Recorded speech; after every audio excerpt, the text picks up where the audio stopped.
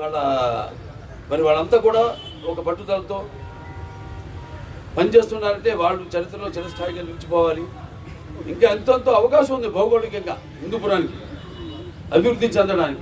ఆనాడు మరి నందమూరి తారక రామారావు గారు తూముకుంటలో ఈ పారిశ్రామిక వాడను నిర్మించారంటే మరి అప్పుడు ఆయన ఎవరు అనుకోలేదు ఇక్కడికి బెంగళూరు ఇంటర్నేషనల్ ఎయిర్పోర్ట్ వస్తుందని, దగ్గరలో ఉంటుందని. అలాంటిది ఆయన అప్పుడే ముందు చూపుతో ఆయన ఆనాడు పారిశ్రామిక వాడు నిర్మించడం. మరి ఇవాళ హిందూపురం అందరి దృష్టి కూడా హిందూపురం మీదే ఉంది. మన సీఎం గారి దృష్టి కూడా హిందూపురం మీదే ఉంది. మొన్న నేను వెళ్ళి ఆయనతో మాట్లాడడం జరిగింది అసెంబ్లీలో. ఇక ముందు హిందూపురం అభివృద్ధి గురించి ఏమి చేయాలనేది ఒక రోడ్ మ్యాప్ వేసుకోవడం జరిగింది. అలాగే ఇక్కడ హిందూపురం రైతులు ఎవరైతే ఈ ఆంధ్ర రాష్ట్ర ఆర్థిక సౌధానికి మూల స్తంభాలుగా ఉన్నారో వాళ్ళ అభివృద్ధిని వాళ్ళని పటిష్ట చేయడానికి మన ఆంధ్ర రాష్ట్ర ప్రభుత్వం ఎంతో కృషి చేస్తుందని మీ అందరికీ తెలియజేసుకుంటున్నాను. అలాగే ఆ సందర్భంగానే మరి ఇవాళ రైతుకి ఇవాళ అన్నదాత సుఖీభవ లేకపోతే పిఎం కిసాన్ అంటే మన స్కీమ్ ఈ స్కీమ్స్ కింద మరి ప్రతి రైతుకి సంవత్సరానికి 80,000 రూపాయలు కూడా జరుగుతుంది. అలాగే మన బడ్జెట్ కూడా 6,600 కోట్ల రూపాయలు దీనికోసం ప్రత్యేకంగా కేటాయించడం జరిగింది. హెచ్ఎన్ఎస్ఎస్ నుంచి ఈ సంవత్సరం ఇప్పటి వరకు ఇంతకు ముందు కూడా కనివిని ఎరుగని రీతిలో 40 టీఎంసీ నీళ్లు ఇవ్వడం జరిగింది.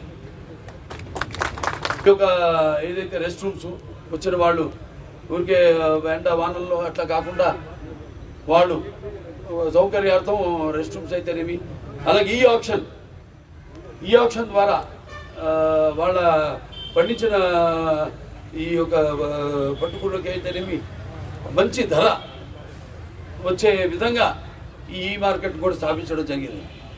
అప్పుడు చేసేటప్పుడు కూడా ఏది మన ఈ ఏదైతే ఇప్పుడు ఈ యొక్క ఏదైతే ఈ బాధపడిపోయిందో భవనం దీన్ని పునరుద్ధరించడం కోసం కొత్త భవనం నిర్మించడం కోసం మన సమగ్ర సిల్క్ ద్వారా 4 కోట్ల రూపాయలు కేంద్రం నుంచి, అలాగే దాని మ్యాచింగ్గా మన ఆంధ్ర రాష్ట్రం మరొక అదనంగా 4 కోట్లు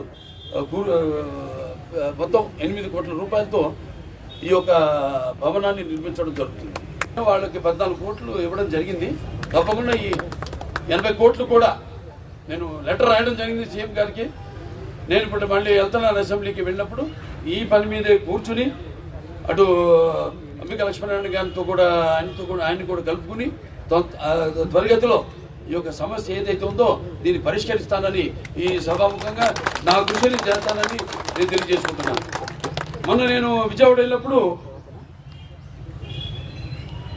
మన సవితమ్మ గారు minister for textiles and handlooms ఆవిడ, అలాగే నేను అక్కడ నా పక్కన సోదరుడు మడకశేరి ఎమ్మెల్యే రాజు గారు, అలాగే అక్కడ రేఖారాణి గారు CEO, కమిషనర్ గారు శ్రీనివాస్ గారు, అలాగే ఈ యొక్క పట్టుగుళ్ళ యొక్క ఏదైతే ప్రోడక్ట్స్ ఉన్నాయో దీన్ని ప్రపంచవ్యాప్తంగా మన దేశమే కాదు ప్రపంచవ్యాప్తంగా తెలుగు వాళ్ళు ఉన్నారు. మన వాళ్ళు చాలు మనకి ఈ యొక్క పట్టుగుళ్ళ వస్త్రాల్ని ముందుకు తీసుకెళ్ళడానికి. అంటే నా అభిమానులు ఉన్నారు, ఇక్కడే కాదు మొత్తం ప్రపంచవ్యాప్తంగా ఉన్నారు.